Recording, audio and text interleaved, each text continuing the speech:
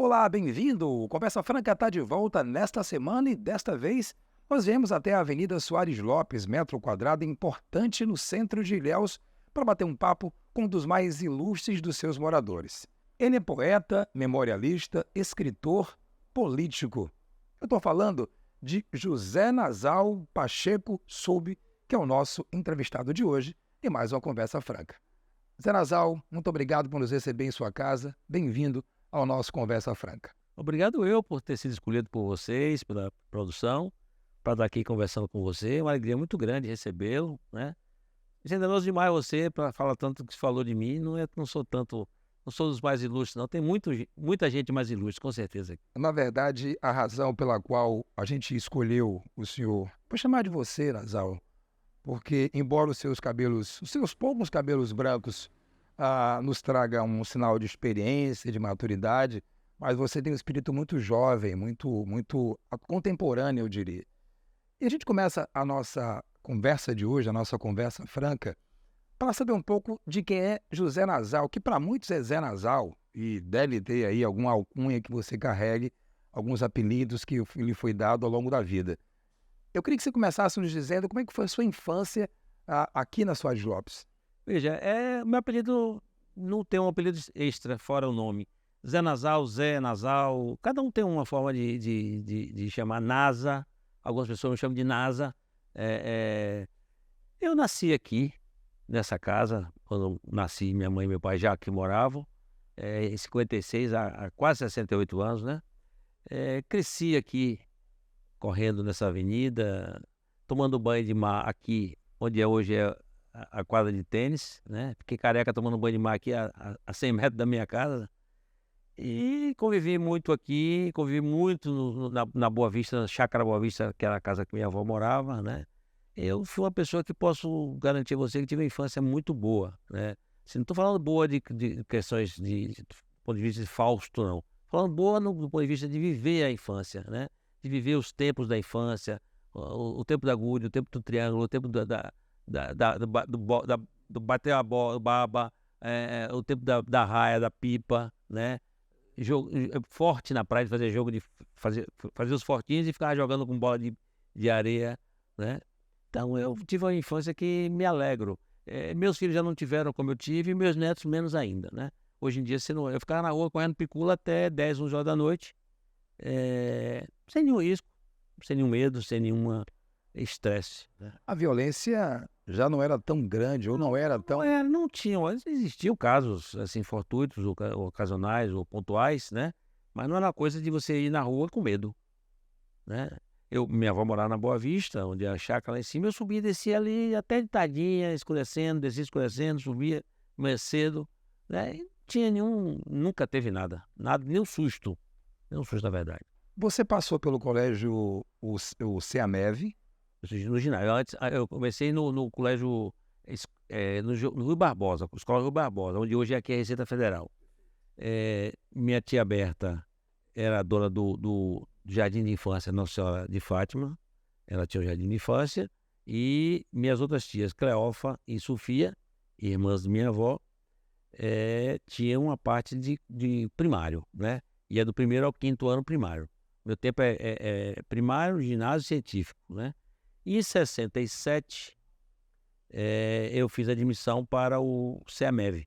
Você fazia um exame de admissão, você tinha que fazer uma prova e ser aprovado, ser selecionado dentro do número de vagas que o colégio ofertava. Eu fui aprovado e fui cursar o primeiro ano ginasial no CEAMEV, que naquele tempo era um colégio, não era particular de um dono, era uma entidade que oferecia o curso, era pago, né?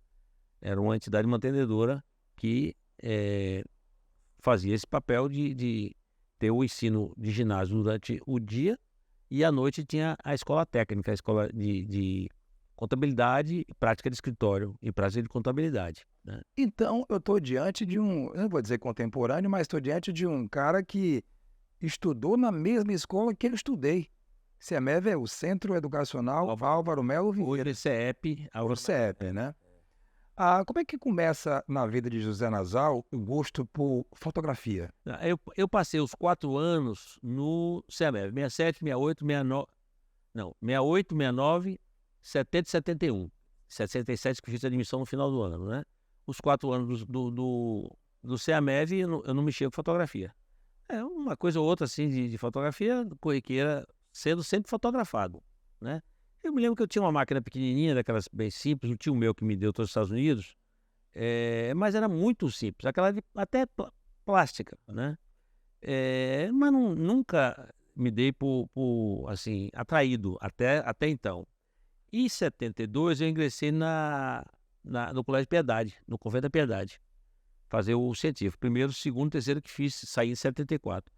No meado do ano de 72, em julho de 72, nas férias, eu resolvi comprar uma câmera fotográfica para registrar os momentos da turma, né, porque a gente fez uma turma boa, e a Piedade é um colégio que oferecia, até hoje faz assim, dias de reflexão com os alunos e alguns professores e algumas irmãs, num lugar afastado da cidade. Era sempre numa fazenda de alguém do ambiente escolar, a fazenda de algum próximo, né, e nós íamos. E isso me atraiu muito, né. Falei: "Vou comprar uma câmera para registrar os momentos, guardar".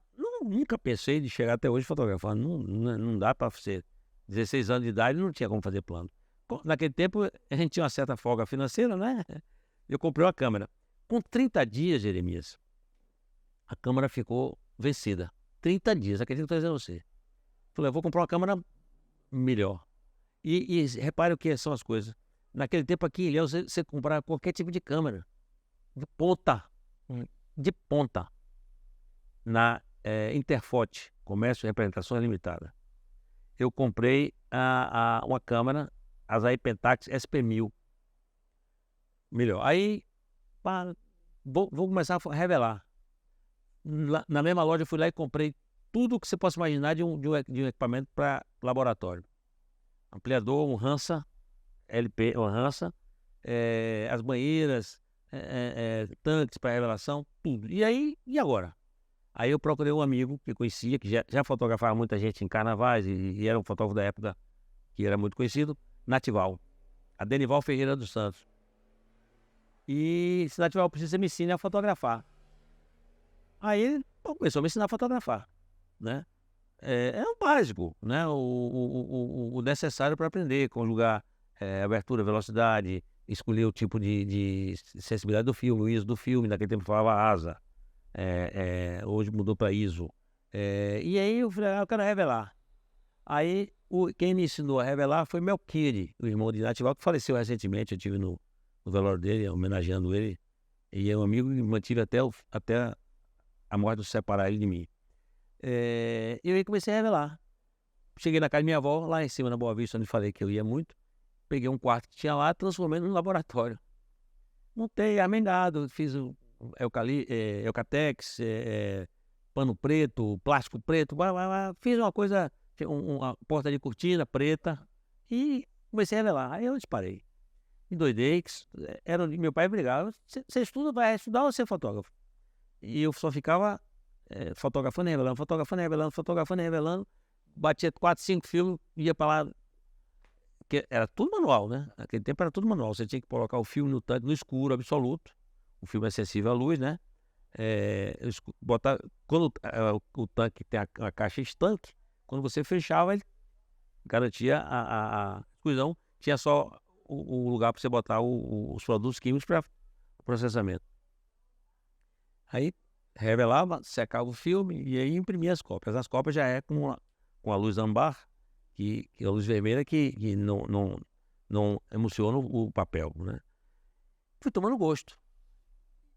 Eu, sem querer, não foi uma coisa, não posso dizer que foi uma coisa premeditada. Comecei a fotografar, paisagem urbana, tive chance de fazer logo foto num avião que fui, levei a máquina, fotografei e gostei. Me lembro que a primeira vez que eu fotografei de avião foi em 73, a primeira vez que eu fotografei. Inclusive naquele tempo os filmes a gente revelava fora. E eu sei a data porque antigamente no rodapé da foto vinha a data, o ano, né? Data, dia, mês e ano, só o ano, né? Aparecia o ano, ou então às vezes tinha o mês e o ano. Alguns laboratórios botavam mês e o ano. Era Kodak, Fuji, e depois apareceu o Kurt, que era um laboratório de Belo Horizonte que entrou no mercado e fazia as fotos com os cantos arredondados. Em 78 eu fui ter foto aqui, colorida em Itabuna. Pronto, comecei a fotografar. E em 79, já 7 anos depois, meu pai já tinha falecido. Meu pai faleceu em 77, 21 de agosto, né? Ele morreu hoje, faz 46 anos que ele morreu. Me recordo perfeitamente, passei o dia hoje pensando nele. Em 79, uma vizinha minha aqui, onde é o colégio aqui do lado, Dona Hermosa Cardoso Vieira, ela disse: meu filho, você gosta de foto? Tinha morrido um neto dela, que era o meu melhor amigo, morreu num acidente grave, Luiz Eduardo Vieira Araújo, Lula. E ela disse: meu filho, você gosta de foto? Eu vou lhe dar umas fotos para você guardar. E me deu as fotos, inclusive disse assim: eu vou lhe dar essas fotos porque tem muita gente de sua família nessas fotos. Eu tenho até hoje 8 fotos que ela me deu. Essas fotos estão separadas, foram as primeiras fotos minhas de meu acervo, que não é da minha autoria. Eu deslumbrei. Aí comecei em casa, na casa de meus avós, na casa de meus tios, catar a foto. Catar no sentido de, não é roubo, porque era com a causa de guardar eu comecei a pensar: vou guardar esse acervo, vou guardar esse acervo. Aí comecei a catar foto e as pessoas começaram a me dar foto. Fiquei guardando, desisti de guardar foto de pessoas, porque pessoas ficava difícil você conseguir identificação. E é ruim você postar uma foto com 10, 12 pessoas, 2, 3 ficarem sem ser nominados. Eu acho que indelicado. Eu penso que é delicado. Então, sempre evitei. Quando precisa, faço, mas prefiro não fazê-lo. E aí comecei a guardar foto de paisagens, né? Eu tenho uma influência forte desse aspecto de amor por Ilhéus por meu tio Sabarreto, meu tio e primo, né? Sabarreto era meu tio e meu primo. Era tio de meu pai, primo carnal de minha mãe, meu primo segundo, e meu pai e minha mãe não tem nada a ver com o outro. Mas é outra confusão que é muito confuso. Quando você bota Sabarreto na conversa, você deixa muito claro que você transitou e transita até hoje, né, nas famílias que trazem a história de Ilhéus. Quando você fala das suas fotos, e aí você começa a criar memórias, por isso a razão de ser chamado, também de receber esse título de memorialista que é. Eu prefiro memorialista do que historiador. Eu tenho a honra, inclusive, de receber com muita frequência no WhatsApp sempre fotos que remontam à nossa história e precedidas do porquê daquela foto, da história daquela foto. Então, quando você nos Talvez diz abuso isso, dos amigos mandando. jamais será abuso. A gente voltar ao passado até para entender. Cadê meu pai? Desculpa, ó, desculpa a invasão, mas Nunca. é, E aí, por isso que digo que você é de fato um ilhéense que nos enche de orgulho, porque você nos traz muito da história. E a pergunta que lhe faço nesse sentido é que você tendo esse entendimento do que você representa para a cidade, o que é que você sente olha, sendo um contador de histórias? veja, se eu disser que falar de orgulho é uma coisa muito complicada, porque orgulho parece que é uma coisa assim meia. Quando eu falo de orgulho, eu não falo do orgulho da vaidade, exacerbada, do ego puro, né? Eu falo de orgulho de honra, né? Eu não tenho dinheiro para deixar para meus filhos nem para a cidade, mas vou deixar um legado de um acervo que é considerável. É ruim falar de si, mas eu comprei agora um scanner de negativos. Um sobrinho trouxe do Canadá. Eu não consegui comprar aqui porque eu queria comprar um não de alta qualidade, porque é caro e eu não teria razão para tê-lo assim. Então, mas é um scanner razoavelmente bom, faz fotos, transforma os negativos ou diapositivos em digital, com qualidade boa. Eu estou contando coisa que eu nem lembrava mais que eu fotografei. Eu penso, enquanto eu estiver vivo, talvez seja fácil conseguir identificar as coisas que eu fiz, porque a memória ainda está boa. Um amigo meu que é professor da Universidade Federal, ele disse: Nazar, eu vou atrás de ele me chama de tio. Meu tio, vou atrás de um edital para contratar uma bibliotecária, uma pessoa que possa, arquivista, que possa tratar seu acervo. Se conseguir isso, bem. Se não conseguir, vai ficar de uma forma que as pessoas não vão identificar como eu posso identificar. Você consegue estimar qual o tamanho desse acervo? Não tem como dizer. Não tem. Mesmo porque de 2006 para cá, já 17 anos, né? Eu tenho 51 anos fotográfico, 34 eu fiz analógico. Os primeiros anos eu perdi. Como é que foi para você essa transição do analógico para o digital? Eu tive sempre, eu sou adepto a sempre, assim, não é progressista a qualquer custo, né? Nem conservador também, absoluto. Você tem que buscar. Aconteceu o seguinte, as primeiras fotos digitais que eu fiz foi em 96. 96. Na câmera de um amigo meu que comprou uma câmera, era uma Sony, uma Mavica 1073, usava disquete de 5 1/4, disquete. Pegava 11 fotos em alta. Agora uma alta que não era alta, né? Inclusive eu consegui fazer um outdoor com uma foto boa. Uma pessoa fez um outdoor. Com boa resolução, né? Não, porque o outdoor você tem uma pixelização que você enxerga de longe. Então, os defeitos que aparecem na foto do outdoor, a distância impede de você enxergar o defeito. Então, a composição de outdoor foi feita para ver de longe. Então, não tem, passa. Eu comecei a fotografar em 96. Mas algumas fotos, coisa experimental, inclusive foi na campanha política. Depois, quando chegou em 2006, 10 anos depois, um amigo meu que mora nos Estados Unidos, daqui, Joca, ele veio, aí disse assim, Nasal, vai ter o 15 anos de minha sobrinha, eu trouxe essa câmera aqui, eu queria que você fotografasse para mim o aniversário, tal, com todo prazer. Aí, gostei da máquina, falei, Joca, você negocia essa máquina, eu negocio, lá eu compro outra. Aí eu comprei a câmera dele, uma Canon 20D, era das mais simples. Eu trabalhei sempre com digital. Eu comecei com as Pentax, fui até 87, de 72 a 87. 15 anos com as Pentax. Em 87 eu comprei e mudei para Nikon. Quando você muda, você tem que mudar todo. Se você olhar o meu acervo de câmeras, né? Você vai se assustar. Você vai se assustar. Nasal, eu estou diante. E aí depois eu passei para digital em 2006. E aí tem que mudar todo o jogo de lentes e mudei para Canon. Eu estou diante Agora de um jovem senhor que pensa muito a cidade. Você participou recentemente de uma discussão de mudança de logradouros da cidade e tal. Veja que o próprio Poder Legislativo da ocasião entendia que você tinha muito a contribuir nesse sentido. Você, além dos registros de pessoas e de lugares históricos, você conhece a cidade em seus pormenores. Essa já é uma outra paixão em paralelo a isso? Deus é a minha grande paixão. A minha grande paixão. Fora a minha família, né? É minha grande paixão. Eu nasci aqui, vivo aqui, quero morrer aqui sem enterrar daqui. Se eu morrer fora, peço aos meus filhos, aos amigos se juntem e me tragam para enterrar aqui. Acredite que essas seriam das perguntas que eu iria te fazer. Sabendo que seria essa resposta, que você nasceu aqui e não tinha outra escolha a não ser o descambar da sua vida também, Ilhéus. Mas respondendo a isso, a ideia de que você, por ser um conhecedor da cidade, em seus pormenores, em seus extremos, você consegue perceber as várias dificuldades que Ilhéus enfrenta, né? Sob toda a ordem. Não somente na sede, como também nos distritos, vilas e povoados. Qual a visão que você tem disso tudo? Veja, o objeto da minha vida é estudar Ilhéus, né? Fotografia eu nem estudo mais, não é que não estudo, eu acho que eu me sinto rico quando eu aprendo alguma coisa. Qualquer uma palavra que eu aprender que eu não conheça, eu me sinto rico. Não que eu não gosto de estudar fotografia, porque nem que eu saiba tudo, né? Mas o que eu sei dá para chegar até o fim.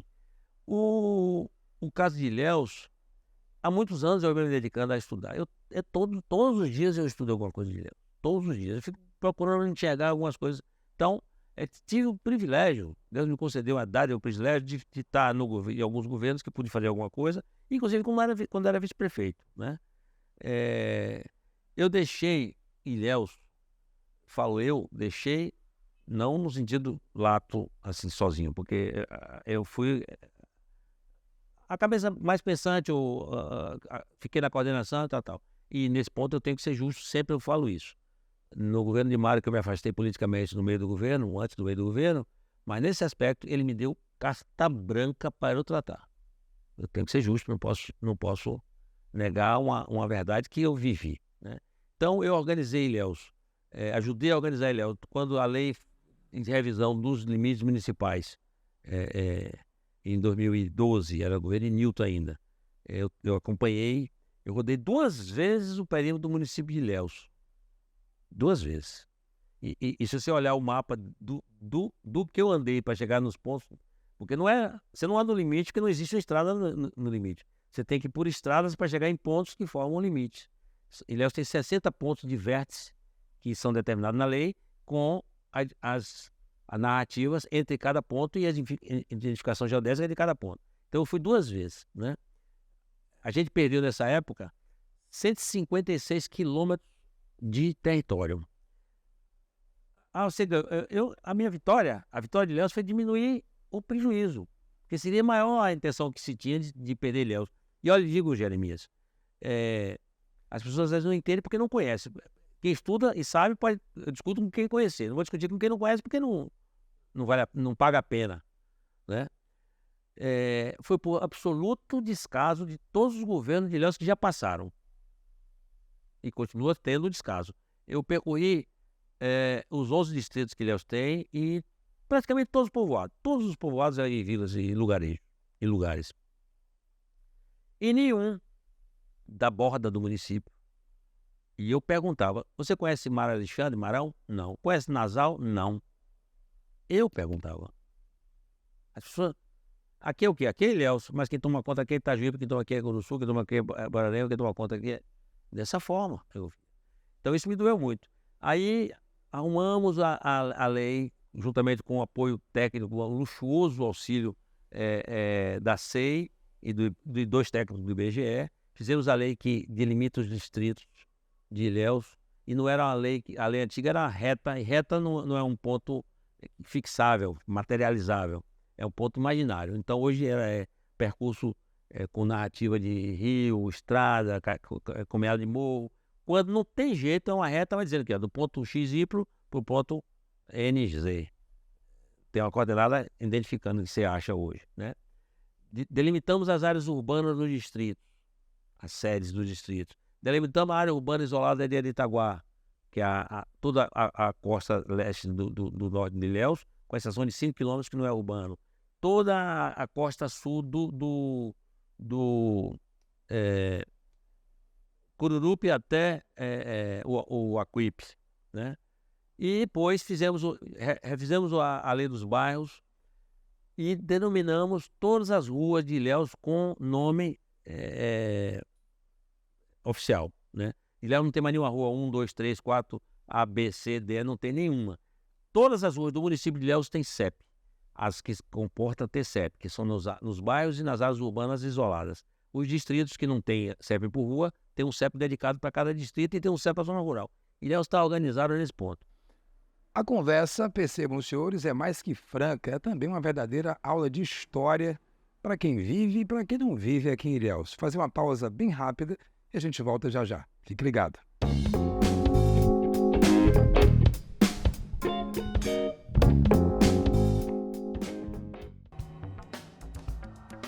Oferecimento TI TV. Tudo isso para você. E você mesmo, está curtindo a nossa programação? Que tal fazer parte dela? Anuncie o seu produto ou serviço durante o intervalo dos programas. Produzimos e exibimos seu comercial, alcançando milhares de pessoas. Entre em contato com o nosso setor comercial. TI e você, a parceria que dá certo.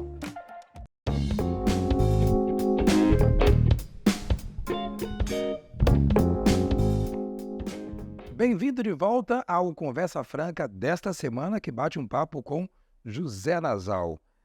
Eu queria que você nos dissesse quando começou, na verdade, o seu gosto pela política? Vai longe isso.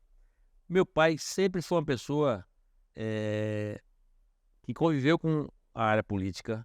Meu pai foi dono da agricultura por causa da política. nunca foi candidato, mas sempre acompanhou, nunca ocupou cargo público, a não ser o de administrador de Olivença, nomeado por Antônio Carlos Magalhães na época, através do Domingos Lavigne, que era compadre dele e amigo, que era o secretário de Recursos na época. Eu me recordo das discussões políticas aqui em casa. Meu tio foi eleito prefeito de Uruçuca em 67. Eu me recordo, eu tinha 11 anos. Eu me recordo do dia que ele ganhou a casa da minha avó, que é aqui perto, na mesma quadra que eu moro, mas 100 metros para lá, junto ao cinema. Era de tabuado, aquelas casas antigas com embaixo tipo sótão, né? Antigamente, para não ficar com umidade, você fazia a casa alta, né? Foi tanta gente dentro da casa da minha avó, no dia que o assoalho afundou, pulando, gritando, afundou o assoalho. Não teve acidente nenhum, mas selou o assoalho, teve que consertar. Então, desde os 11 anos que eu me recordo dessas coisas. E em 70, meu pai era dono da Rádio Cultura e ele que fazia a parte de sonorização dos comícios de Darwish. Edmundo Darwish, que era amigo dele, meu amigo, uma pessoa de saudosa memória, um homem das mais íntegros que eu conheci da minha vida. E um exemplo para mim. Ele fazia a sonorização dos comícios e gravava. Aqui em casa tinha 2 gravadores Akai, daquele de rolo grandão, e um daquele menor, já mais moderno, um rolo menor, mas tudo de ponta. Eu acompanhava meu pai, né? E em 74, eu estou falando 70, quando ele foi eleito prefeito. Em 74 já foi o primeiro voto que eu dei.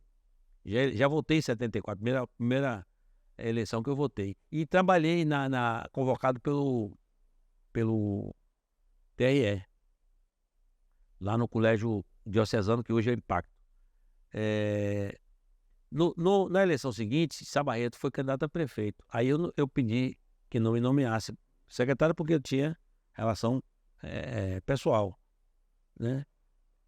Parentesco com ele, e eu pedi que não me nomeasse. E ia trabalhar na campanha dele, e fui trabalhar na campanha dele. Não é trabalhar, pedir voto, né? Já inclusive casado, com filho e tal, com 2 filhos nascidos. Daí pra cá, mas antes disso, em 76, quando Antônio Aníbal foi candidato a prefeito, que ganhou a eleição, ele falou com meu pai que ia me chamar para trabalhar. Não me disse nada. Aí meu pai disse assim: olha, Antônio Aníbal quer conversar com você. Já conversou comigo. Eu já disse a ele que é ok. Mas não disse o que era. Eu não imaginava nunca, né? Aí Antônio, me recordo que o Antônio me pediu para conversar com ele, fui conversar com ele na casa da mãe dele. Aí, onde era a Casa dos Artistas, ali né? Aí, do lado, como é que chama? Na varanda do fundo, que dava pra garagem. Hoje é um bar famoso de Ilhéus lá. Ele disse assim: Zé Nazar, eu queria que você trabalhasse comigo no gabinete. Se prepare e tal. Me assustei, mas fui. Me recordo, meu pai disse assim: olha, ele disse assim para mim assim, me lembro dele hoje, que é aniversário de morte dele, já disse, vou repetir isso. Ele disse assim: meu filho, a gente leva a vida toda escrevendo para ter o nome limpo. Por um segundo a gente mancha tudo. Então, na prefeitura, ande certo. Se tiver problema, você procura fulano, Ciclano, Beltrano, Antônio. Esse aqui você pode confiar, porque eu sei que é sério.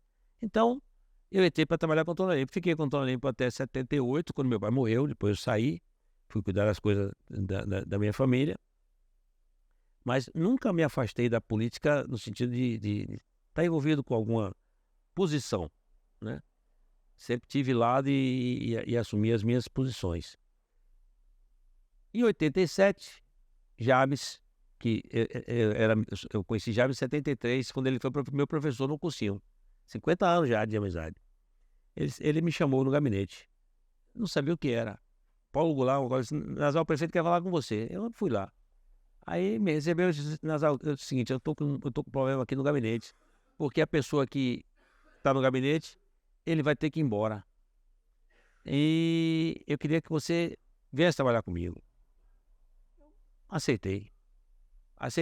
Fui trabalhar com o Jabes, fiquei com o Jabes trabalhando. Depois, politicamente, me afastei de Jabes, quando a gente se divergiu de algumas coisas, sem mexer com amizade. Eu sempre separei a questão de política de amizade, né? Ficamos afastados, né? Depois voltamos a trabalhar juntos agora na campanha de Cacá, quando estava com o Mário, que era vice-prefeito, que eu me afastei. E eu nunca deixei de ser... tinha o desejo de ser prefeito de Ilhéus.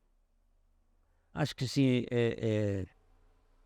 Desculpa, talvez a imodéstia, assim, mas acho que para ser prefeito de Ilhéus, a primeira coisa é conhecer a cidade. Eu não consegui conceber um prefeito não conhecer a cidade. Assim, não conhecer... não estou falando de minúsculos detalhes, mas um mínimo da cidade. Tem que conhecer. Eu não admito um prefeito perguntar. Eu perguntei a todos os candidatos a prefeito: quantos distritos tem Ilhéus? Sabe quantos acertaram? Nenhum. Não sabia quantos distritos tem Ilhéus. Você nos traz pontos importantes no ponto de vista político, que você transitou em vários grupos deles, passando por Antônio Olímpio e talvez permanecendo por mais tempo num grupo, num fenômeno chamado jabismo. Fiquei com o Jabes, 87, 2000, 87, 13, quase 20, mais de 20 anos. Mais de 20 anos. Em dado momento, você se afasta do grupo político de Jabes e assume a figura, talvez também por certa ideia de meio que na cena com um novo líder que estava surgindo, que é Mário Alexandre.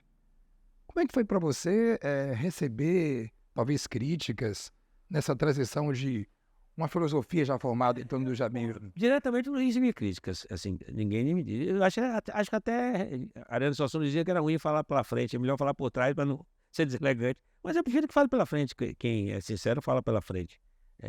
Não é a crítica, acho que é a crítica que lhe ajuda, né? A crítica que lhe ajuda. Porque a posição política, cada um tem a sua e tem que respeitar. O que falta no Brasil hoje, em nossa cidade, nosso estado, nosso país, é exatamente essa questão de você respeitar eu respeitar o que você pensa e você respeitar o que eu penso. E a gente convive. É democracia, né? E jogo limpo, jogo aberto. Não é por trás ou tá mandando para lhe detonar. Infelizmente acontece, né? Eu trabalhei com um grupo, ele trabalhou num grupo que tentou formar uma chapa, não deu certo. Eu estou à vontade porque eu abri mão de tudo, até de ser candidato nesse grupo, para poder o grupo permanecer. Eu não coloquei como condição sine qua non permanecer no cargo de prefeito ou vice-prefeito. E na véspera da eleição, na véspera das convenções dos prazos fatais, o grupo explodiu. Através de Guzmão e Hélio Ricardo, que Guzmão era da rede e trabalhava na campanha de Mário como profissional. Ele é um profissional, né? Brincando, disse: por que não junta Mário Nasal? Aí Hélio Ricardo levou a Mário à conversa e disse: vamos conversar. Eu conversei com o Mário dia 30 de julho de 2016, no restaurante, no hotel aqui em Ilhéus, tomamos água mineral. Ele fez: top. Tá, papá. Aí: você quer o quê? Ele perguntou assim. Eu disse: não quero nada. Eu não quero nada. Primeiro tem que ganhar. Depois que ganhar, a gente vê como vai acomodar. Eu não quero nada. Agora eu quero compromisso. O que eu quero mesmo é compromisso com Ilhéus. Se você sair da linha do compromisso com Ilhéus, eu grito. Eu usei esse termo. E no dia da convenção do partido dele, 1º de agosto, no restaurante ali no Pontal, eu disse isso do lado do senador Otto Alencar, que o presidente do partido. Esse senador disse ao prefeito que eu queria mais do que os outros estavam pedindo, que os outros estavam pedindo mais. No outro dia que a gente conversou, ele disse assim: Nasal, dormi depois de 15 dias. Mário disse isso. Dormi depois de 15 dias. Poxa, eu durmo todo dia. Ele disse para eu falei: eu durmo todo dia. Ele fez: porque todos os que conversaram comigo queriam 50% dos cargos. E você não pediu nada, só eu pedi mais do que eles. Eu pedi compromisso por Ilhéus. Não pedi cargo, não. Eu só nomeei 3 pessoas no governo. Eu nomeei Guzmão, que era superintendente de meio ambiente, que tem competência porque tem mestrado em meio ambiente. Eu nomeei Vanessa como diretora do meio ambiente, que ela é engenheira ambiental com mestrado, e Arthur Valente no LOP, que é um arquiteto com 20 anos de experiência no metrô de São Paulo, que estava morando naquele ano na época.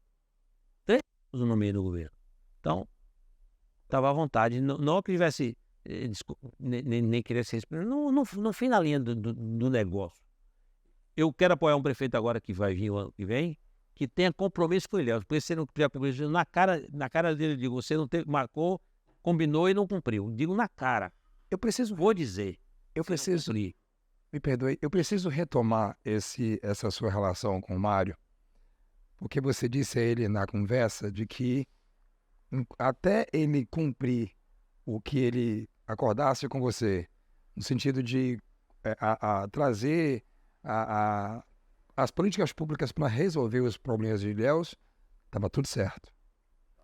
E você disse que gritaria e gritou. Quando você grita, você rompe automaticamente com o prefeito. A partir dali, houve uma cobrança para que você talvez renunciasse ao cargo. Muita gente. Como é que você lidou com isso? Aí eu acho que é uma pessoa insana achar que eu ia... E não estou falando por causa de receber o subsídio de vice-prefeito. Não. Claro, é o direito que eu tenho porque eu fui eleito. É porque, por existir a eminência, eu tenho que assumir.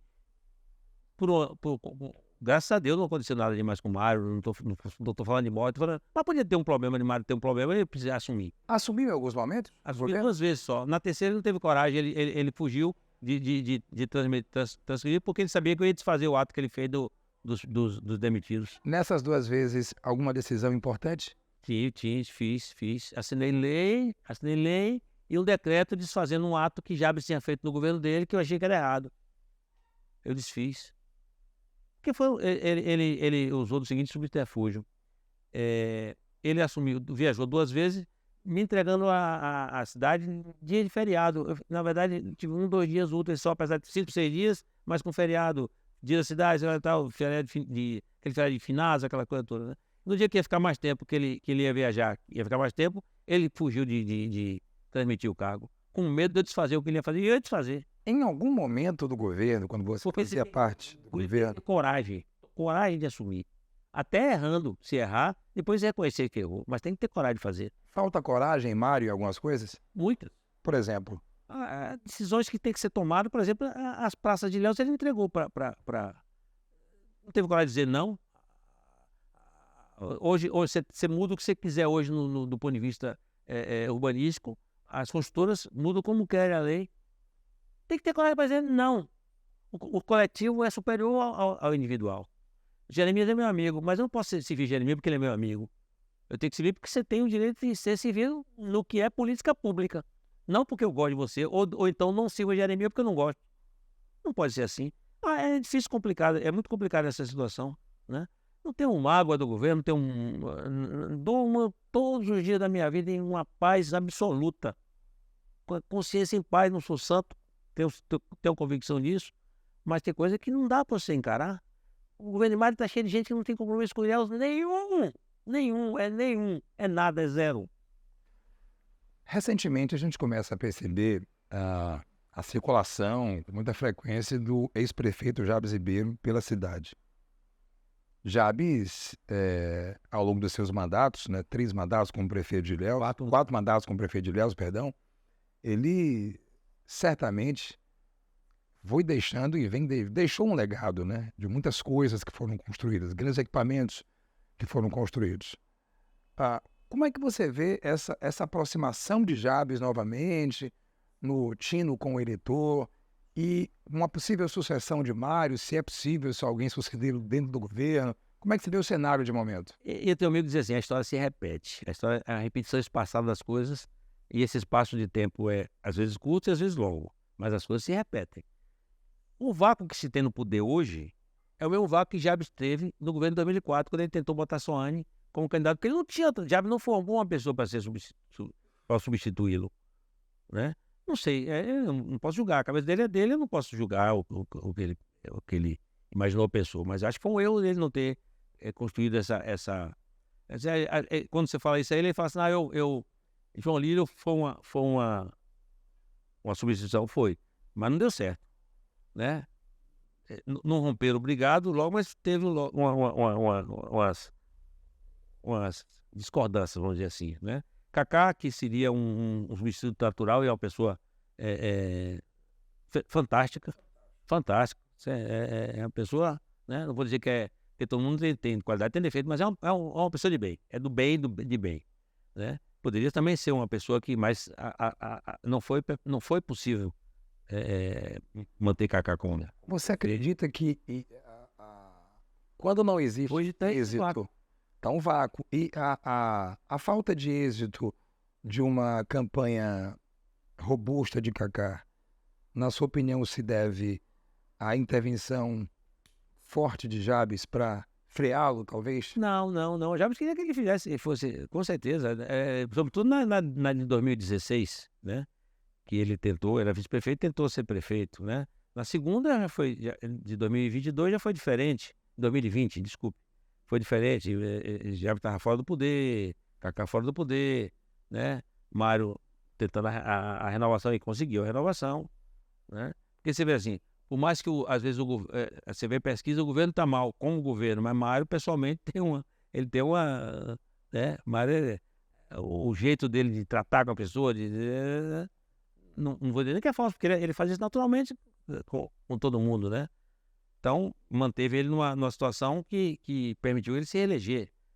As obras todas que o governo do estado fez. Porque, Jeremias, acho que todo mundo é pai e mãe Mãe só pode ter uma, né? Então, todo mundo quer ser pai. Porque pai só DNA, às vezes, para saber. Mas, ó, se você for fazer uma reflexão das coisas, eu além de ter um pouquinho de memória ainda boa, eu vivi no epicentro dessas discussões. Ó, a ponte começou a ser pleiteada forte em 2010.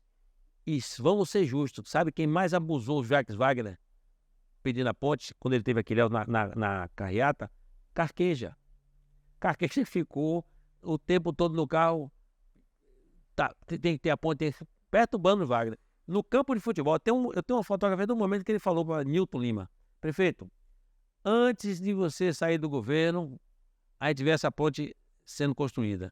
Wagner disse isso.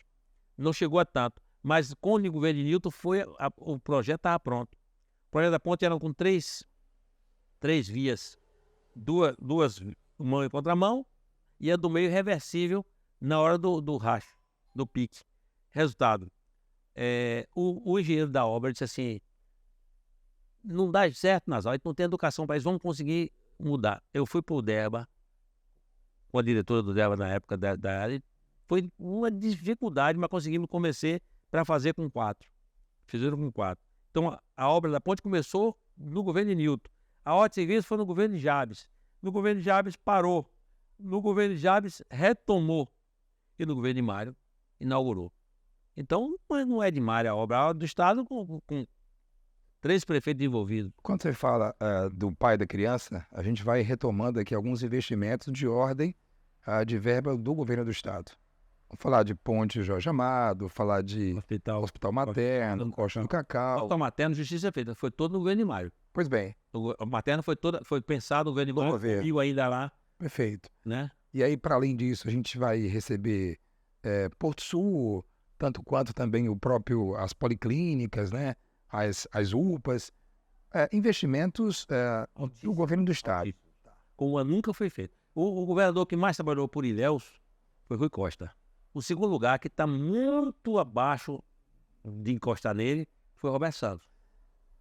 Diante disso tudo, desses investimentos todos do governo do Estado, eu vou trazer um assunto que é muito questionado aqui com o passar dos anos. Você mora na Avenida Soares Lopes, que até pouco tempo era o metro quadrado mais disputado, talvez mais valioso da cidade. Muito se fala sobre a não evolução dessa região. Como é que você vê isso? Você também é daqueles que resiste? Não, eu penso que a avenida ela teve que ser feito um projeto master no seu todo. São mais de 70 hectares de área, master, para que seja construído de forma modulada, e inclusive com iniciativa privada. mas não da forma que foi feito. Eu gosto de Jeremias, estou aqui um pedaço para você. Não, é certame licitatório na forma da lei, com o município oferindo vantagem. A atual gestão, na sua opinião, loteou a cidade? Na cidade não, né? Mas loteou algumas praças importantes. É um escárnio que foi feito. O que é que você É o que eu pensa para o penso. futuro? Meu pensamento só vai para mim. O que é que você pensa para o futuro? Eu sou otimista. Eu vivo trabalhando assim, porque eu tenho 3 filhos que já estão, graças a Deus, encaminhados, já não dependem de mim. Tenho 3 netos que não dependem de mim, mas dependem dos pais deles, das mães. Mas eu penso que eles precisam ter uma vida melhor, com melhor ambiência, né? Por isso que eu luto. Eu saio daqui hoje, eu tenho compromisso com a Conselho de Meio Ambiente. É gracioso o trabalho, 2, 3 horas de reunião, uma discussão enorme, uma briga danada, para defender o público coletivo. Qual é a Ilhéus que Nasal pensa para o futuro? O Ilhéus que você tenha segurança na sua vivência, que você tenha oportunidade de emprego para as pessoas que precisam, que se formam, que você tenha educação de qualidade, com turno integral, com educação realmente aplicada às crianças, na formação, porque a salvação da nossa humanidade é a educação, na minha opinião.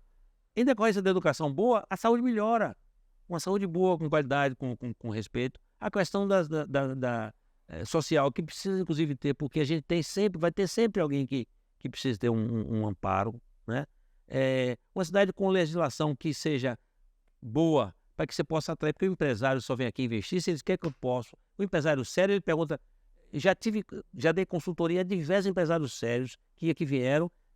Eu dei consultoria a um pessoal que veio aqui, Jeremias, inclusive era a véspera do meu aniversário, eles me prenderam, eu deixei de estar com minha família nas horas melhores. No meio da conversa, eu falei assim, Nasal, eu consigo alugar um helicóptero? Assim mesmo, consigo. Você consegue alugar um helicóptero? Consigo. Liguei para Salvador, para um amigo meu, disse, vou mandar um helicóptero. O cara, quanto é? Tanto. O cara pagou do celular, o helicóptero veio, a gente rodou aqui, rodou Itabuna, foi embora, não construiu nada aqui. Ele gastou uns 30 mil aqui, só em 3 dias que ele veio. Entre deslocamento, avião que ele veio, avião que ele locou, viagem, hotel. Não deu nada, mas ele levou, eles querem que tenha legislação, quero legislação, quero... Então a cidade precisa ter essa segurança jurídica para você atrair. Não é segurança de atração de oferecer bônus de isenção, porque o cara que acaba o bônus, ele levanta a planta e vai embora.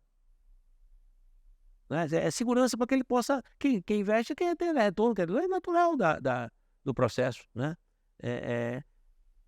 O servidor e a prefeitura tratar com respeito, não ficar botando dificuldade para depois procurar facilidade. A gente vê muito isso, né?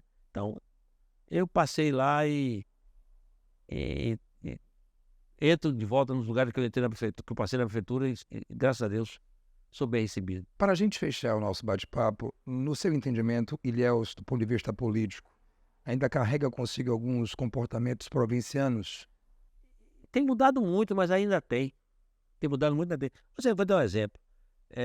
Não teve ninguém que investisse em Ilhéus como governador, como o Rui Costa. E a devolutiva do povo de Ilhéus foi votar num candidato que nunca fez nada por Ilhéus. Não questiono o direito de cada um votar como quer, mas nem o governador faz, você não é obrigado, porque não foi troca, ele não pediu troca, não é troca, né? Mas é o mínimo que você pode fazer como reconhecimento. Como reconhecimento, né? Diga um governador que investiu como... Não tem. O segundo governador que mais investiu aqui foi o Roberto Santos, lá há 50 anos atrás, que fez a murada do Pontal, a pavimentação do Pontal, a prefeitura fez da ponte para cá, ele pavimentou a Avenida Esperança, ele construiu o CSU, construiu a delegacia. Outros não fizeram tantos. E Rui não, Rui fez muito mais, né? Não estou dizendo que você tinha a obrigação de 100% votar em Rui, claro que não. Mas uma maioriazinha, um a mais, tinha que ser. Quem tem um pouco de gratidão. E eu tenho um defeito demais. Agora, uma virtude eu tenho e prezo e adubo todo dia para não morrer. Gratidão. E é com essa mesma gratidão que a gente diz muito obrigado a você Obrigado eu. por nos receber em sua casa e compartilhar conosco essa vasta história. E continuo sendo um admirador seu e Outro tanto ele digo. prazeroso demais em receber suas mensagens, nos contando um pouco da sua história e da nossa história de Deus. Às vezes eu mandava todo dia, agora eu mando. De todos os dias. Muito obrigado, Nazal. Obrigado, amigo. Obrigado. Pessoal, e assim a gente encerra mais uma edição do Conversa Franca aqui na sua TI TV. Muito obrigado pela sua companhia e até o nosso próximo encontro. Fique ligado. TI TV, aqui é mais conteúdo.